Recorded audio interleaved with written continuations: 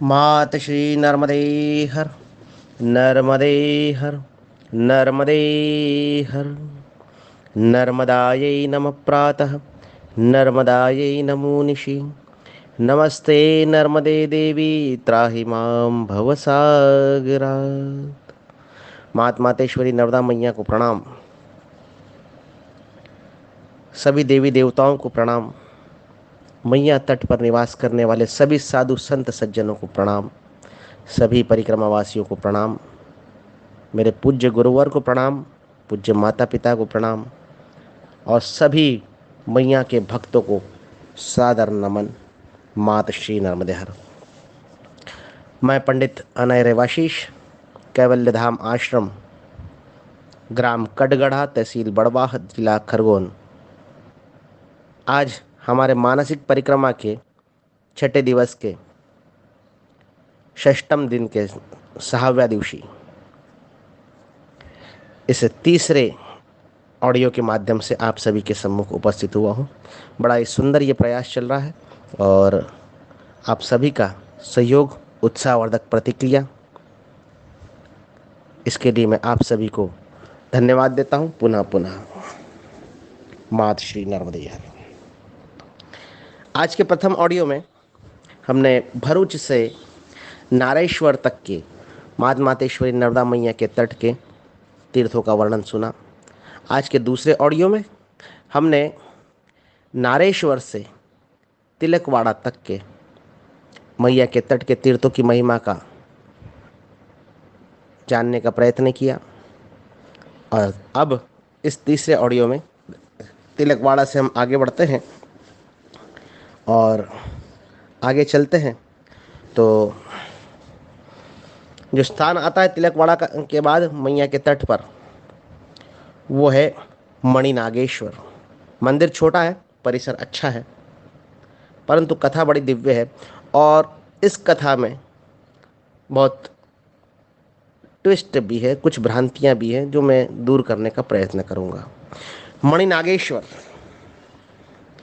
मणिनागेश्वर मणिनाग की तपस्थली, और मणिनाग ने यहाँ पर क्यों तपस्या करी, इसके पीछे भी बहुत सुंदर कारण है। आप सभी सुने। मणिनागेश्वर के विषय में इसके पूर्व में भी मैं आपको बता चुका हूँ। जब हम दक्षिण तट पर थे और वहाँ पर भलोद के आसपास ग्राम करसनपुरी क्षेत्र में, विरमगाम क्षेत्र में, मैंने आपको मणिनागेश्वर के विषय में उल्लेख किया था। तो जो दक्षिण तट का मणिनागेश्वर है, ये तो बड़ा सुंदर स्थान है, बड़ा दिव्य भव्य स्थान है, अच्छा सुंदर स्थान है। परंतु ये उत्तर तट का, जिसका मैं अभी वर्णन करने जा रहा हूँ, वह स्थान बड़ा छोटा है, मंदिर भी छोटा है और यहाँ पर उतना ही आवक जावक चहल पहल भी नहीं है। और जो उत्तर वाहिनी परिक्रमा के लिए आते हैं उनके लिए ये बड़ा सुंदर स्थान है विश्राम के लिए। और उत्तर और दक्षिण तट दोनों तरफ मणिनागेश्वर है, किंतु जो भेद है वो मैं इस कथा के माध्यम से स्पष्ट करने का प्रयत्न करूंगा। मात मातेश्वरी नर्मदा मैया मेरी सहायता करें, मेरे वाणी को शक्ति प्रदान करें। मात श्री नर्मदे हर। कश्यप महामुनि की दो पत्नियां थीं, दो भारियां थीं, अर्धांगिनी। वैसे तो कश्यप महामुनि आदि ऋषि माने जाते हैं, उनकी दीति अदिति भी भारियां थीं। और उसके बाद जो उनकी कश्यप ऋषि जी की जो भारियां हुईं, उसमें एक थी विनीता और दूसरी थी कद्रू। प्रथम जो विनीता है वो भगवान विष्णु के वाहन गरुड़ देवता की माता। दूसरी जो कद्रू, वो थी सर्पों की माता।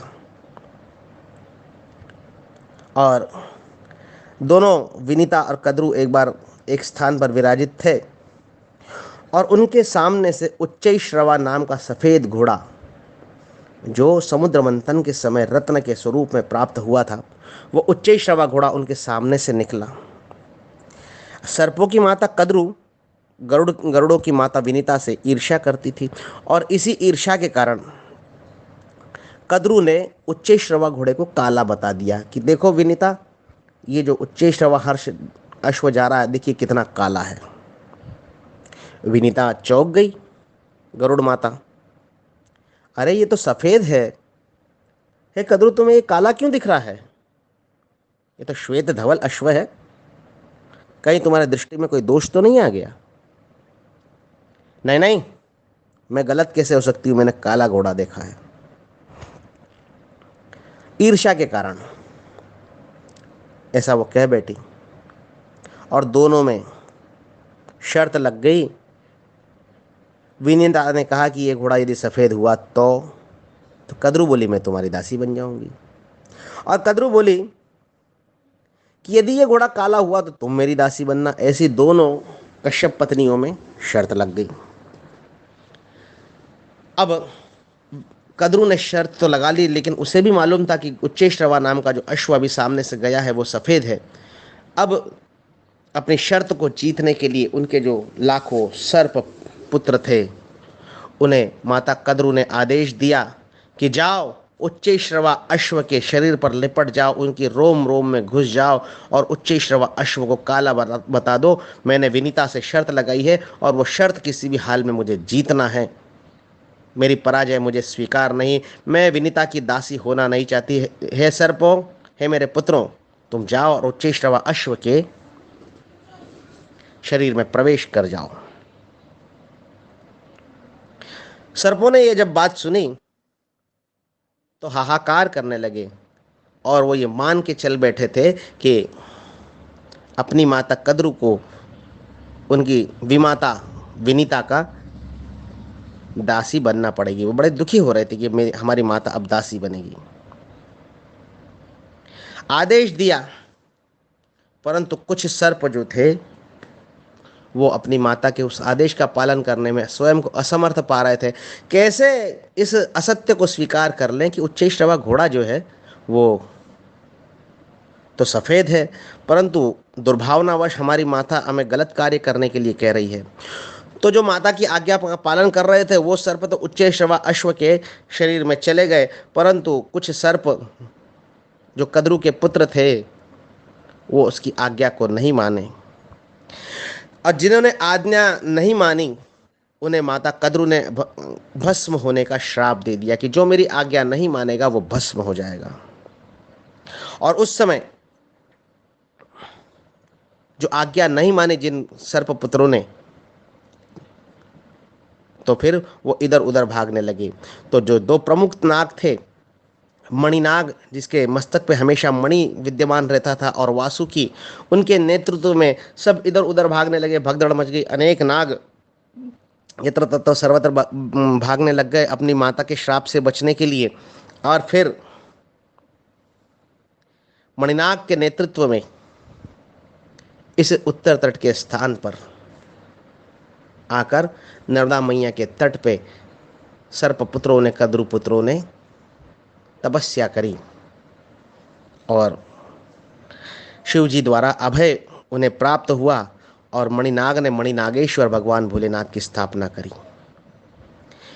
यही कथा दक्षिण तट के जो मणिनागेश्वर है उसमें भी बताई जाती है, और ऐसी ही कथा उत्तर तट के मणिनागेश्वर में भी बताई जाती है। परंतु जब हम शास्त्रों का उचित रूप से अध्ययन करते हैं तो उत्तर तट पर जो तिलकवाड़ा के निकट है, जहाँ से अभी हम जा रहे हैं, वो जो मणिनागेश्वर है, तब उसमें नर्मदा पुराण के 72वें अध्याय में जो श्लोक आता है उसे प्रमाण यदि हम माने, ततो गच्छेतु राजेंद्रम मणिनागेश्वरम शुभम उत्तरे नर्मदा कूले सर्व पाप क्षयम करम। यहाँ पर स्पष्ट दिया गया कि मणिनागेश्वरम शुभम उत्तरे नर्मदा कूले, अर्थात जो मणिनागेश्वर है, मार्कंडेय महामुनि राजाधिराज युधिष्ठिर को बताते हैं कि मणिनागेश्वरम शुभम उत्तरे नर्मदा कूले, अर्थात नर्मदा मैया के उत्तर तट पर है और वह सभी पापों का क्षय करने में सक्षम है। वहीं यदि दक्षिण तट पर हम यदि विचार करें तो ये बात तो हुई 72वें अध्याय की। दक्षिण तट का जो वर्णन है वो कथा ऐसी ही है, कथा में कोई परिवर्तन नहीं, परंतु अध्याय क्रमांक 131 में जो श्लोक आता है उसमें दिया गया है, नर्मदा दक्षिण कूलेन नागतीर्थमनुत्तमम यत्र सिद्धा महानागा भये जायतो तत नृपम। अर्थात नर्मदा मैया के दक्षिण तट पर जो है वो नाग तीर्थ है, और वहाँ पर वासुकी नाग की अध्यक्षता में नागों की तपस्या का उल्लेख है, और उत्तर तट पर मणिनाग की अध्यक्षता में तपस्या का उल्लेख है।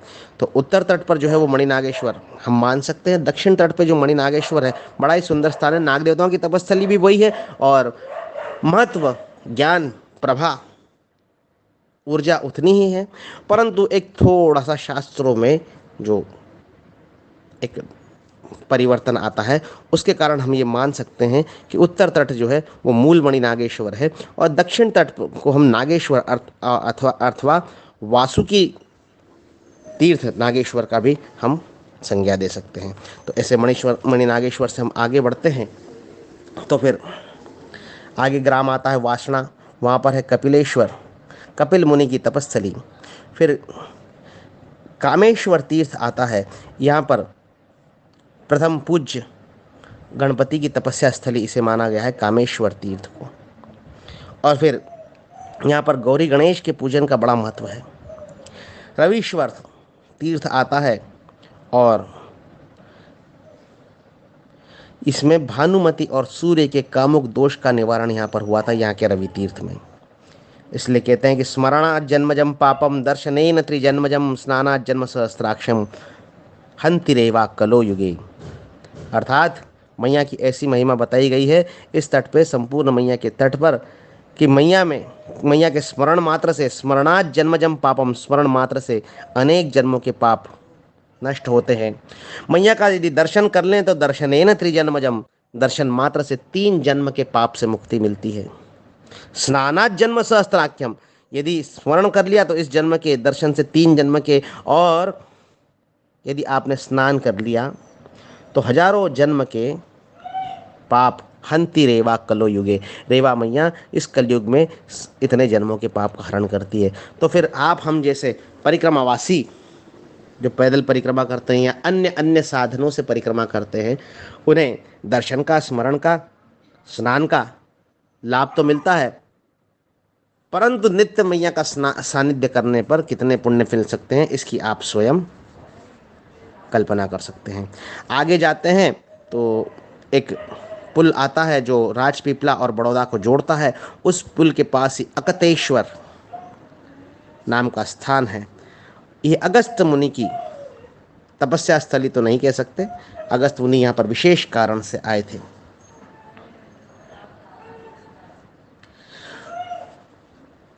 एक बार जो विंध्याचल भगवान हैं, जो मैया के उत्तर तट की रक्षा करते हैं, उन्होंने सूर्य से गर्व से युक्त एक वाणी कही कि हे सूर्य, तुम सुमेरु पर्वत की परिक्रमा करते हो, वैसी परिक्रमा मेरी भी किया करो।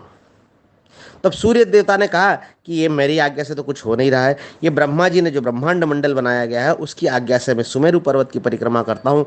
ब्रह्मा जी यदि मुझे आज्ञा देंगे तो मैं विंध्याचल की भी परिक्रमा करूँगा, उसमें कोई समस्या नहीं है। तो ये जब बात सुनी तो विंध्याचल ने अपना आकार बढ़ाने लगा। पर्वतराज विंध्याचल, दिन प्रतिदिन पर्वतराज विंध्याचल के आकार में वृद्धि हो गई। आकार में वृद्धि के कारण ही अमरकंटक से जब चला विंध्याचल तो यहाँ पर आ गया अकतेश्वर तक। और जब संपूर्ण पृथ्वी को व्याप्त करने की इच्छा देवी देवताओं में दिखी, तब चिंता हुई कि यदि विंध्याचल संपूर्ण पृथ्वी को व्याप्त कर लेंगे तो बड़ी समस्या हो जाएगी। अपने अहंकार के कारण विंध्याचल अपना आकार बढ़ा रहा है, इसके आकार को रोकना होगा, और इस बढ़ते हुए विंध्याचल के आकार को रोकने में कौन सक्षम है। तब उन्हें विंध्याचल के गुरु महामुनि अगस्त का स्मरण हो गया, और ब्रह्मा जी ने महामुनि अगस्त को अनुरोध किया कि आप जाइए विंध्याचल देवता को समझाइए कुछ। तब विंध्याचल अपना जो आकार बढ़ा रहा है उसे रोकने का प्रयत्न करें।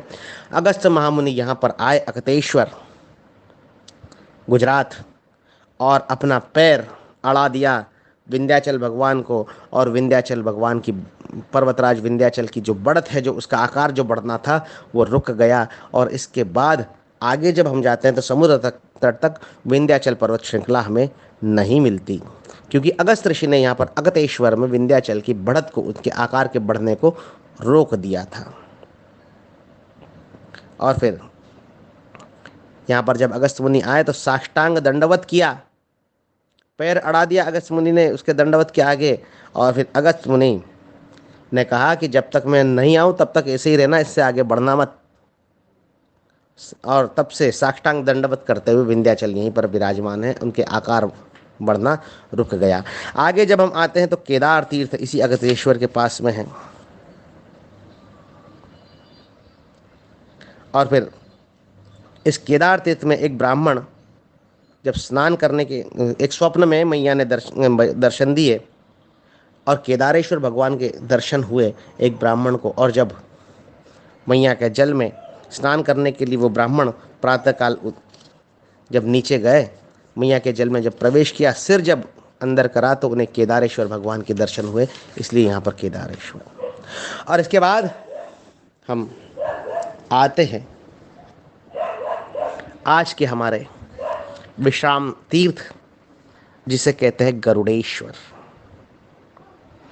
गरुड़ेश्वर गरुड़ेश्वर गरुड़ेश्वर बड़ा ही सुंदर तीर्थ गरुड़ेश्वर। यति सरस्वती परिव्राजका आचार्य पूज्यपाद वासुदेवानंद जी सरस्वती टेम्बे स्वामी जी का यहाँ पर समाधि बनी हुई है। पूज्यपाद टेम्बे स्वामी परिव्रजन करते करते करते करते अपने अंतकाल में यहाँ पर उन्होंने चतुर्मास किया। चतुर्मास तपस्या पूज्यपाद टेम्बे स्वामी जी की बड़ी प्रसिद्ध है। भारतवर्ष के 17 स्थानों पर 23 चतुर्मास साधनाएं पूज्यपाद टेम्बे स्वामी जी ने करी, जिनमें से 5 साधनाएं माता मातेश्वरी नर्मदा मैया के तट पर करी। एक जो मैं बताना आपको भूल गया, एक स्थान जो हम पीछे छोड़कर आ गए वो है तिलकवाड़ा, जिसका अभी अभी मैंने आपको वर्णन बताया। तिलकवाड़ा, वहाँ पर पूज्यपाद टेम्बे स्वामी जी ने चतुर्मास तपस्या करी। उसके बाद अपने जीवन के अंतिम समय में यहाँ पर गरुड़ेश्वर नामक स्थान पर आकर अपनी अंतिम चतुर्मास यहाँ पर किया। यहीं पर उनका देह पंच तत्व में विलीन हो गया और यहीं पर सुंदर समाधि बन गई, दत्तात्रेय भगवान का मंदिर बन गया। ओम नमो नर्मदा माई रेवा पार्वती वल्लभ सदाशिवा के साथ में ही दिगंबरा दिगंबरा श्रीपाद वल्लभ दिगंबरा का जयघोष भी मैया के तट पर गूंजने लगा पूज्यपाद वासुदेवानंद जी सरस्वती के द्वारा। और ये 1914 में, ईस्वी सन 1914 विक्रम संवत 1970 में यहाँ पर दत्तात्रेय मंदिर की स्थापना की और यहीं पर उन्होंने अपना देह पंच तत्व में विलीन किया।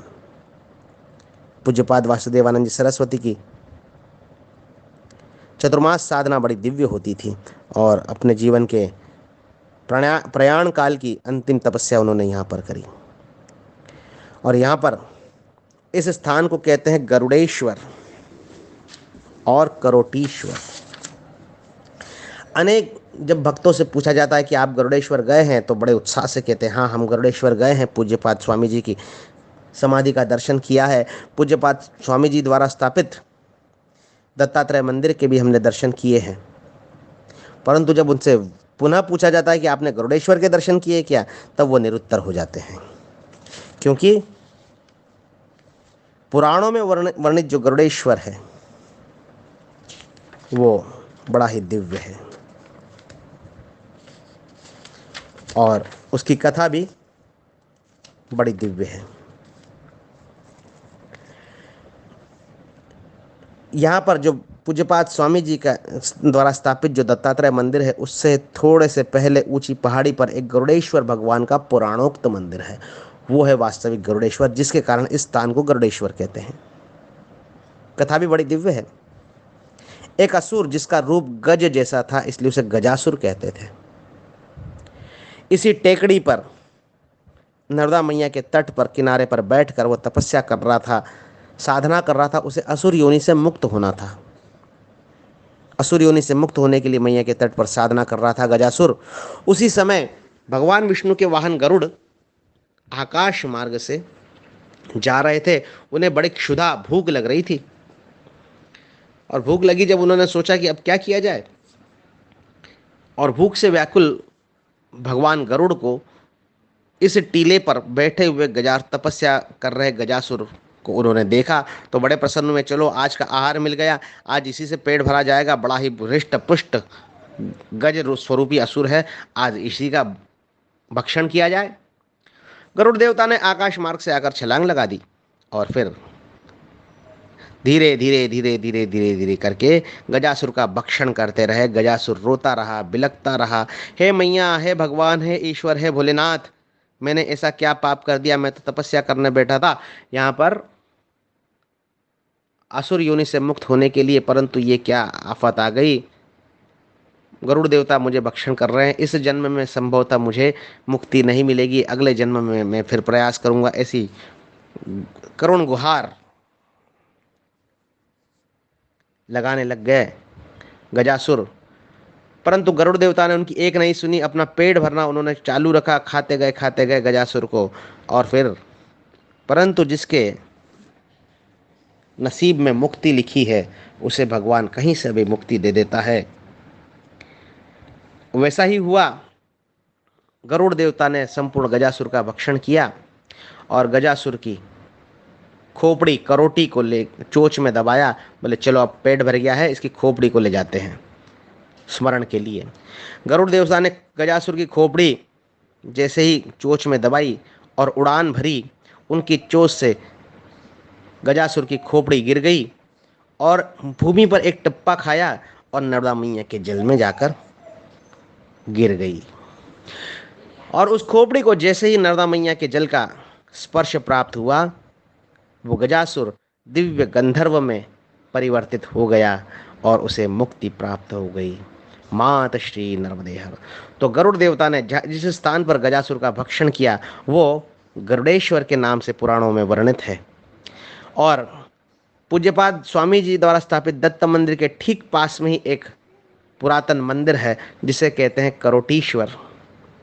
तो जिस करोटी ने, गजासुर की करोटी ने जहाँ पर टप्पा खाया था, जहाँ से उचकी थी, जमीन का स्पर्श किया था, वहाँ पर भी भगवान भोलेनाथ दिव्य लिंग के स्वरूप में उपस्थित हो गए और वो हो गया करोटीश्वर। और ऐसा है ये गरुड़ीश्वर, करोटीश्वर और पूज्यपाद वासुदेवानंद जी सरस्वती टेम्बे स्वामी जी की ये तपस्थली। परंतु इस वर्ष बड़े ही दुख के साथ कहना पड़ता है कि मनुष्य अपने विकास में उसके सभ्यता को खोते जा रहा है। यह हमें बार बार बताया जाता है। उसका प्रत्यक्ष उदाहरण गरुड़ेश्वर में देखने को मिला। यहाँ पर गरुड़ेश्वर के पास में ठीक लगा हुआ एक छोटा सा स्टॉप डैम मैया की जलधारा को रोकने के लिए बनाया गया। स्टॉप डैम में इस वर्ष जब जल स्तर बढ़ा और मैया का जल जब बड़े वेग से आया तो गरुड़ेश्वर के पूरे जो पुरातन घाट हैं, बड़े सुंदर घाट, उनको ध्वस्त करता हुआ, नारदेश्वर मंदिर को ध्वस्त करता हुआ, अनेक मंदिरों को, अनेक भवनों को क्षतिग्रस्त करता हुआ निकल गया। और जो सुंदर घाट बना हुआ था मैया के तट पर स्नान करने के लिए, वो संपूर्ण तहस नहस हो गया। मनुष्य ने अपनी विकास की कीमत गरुड़ेश्वर का सुंदर घाट के शरण के रूप में चुकाई। बड़ा ही दुख होता है ये जानकर। गोपाल कृष्ण भगवान की जय। और इसी के साथ आज छठे दिन के अंतिम ऑडियो में आप सभी से विदा लेता हूँ। और आज के तीनों चारों ऑडियो, अभी तक के जितने ऑडियो हैं, इसके विषय में अपने मत, अपनी प्रतिक्रिया और यदि कोई सूचना हो तो मुझे अवश्य सूचित करिएगा, सुझाव हो तो मुझे अवश्य बताइएगा।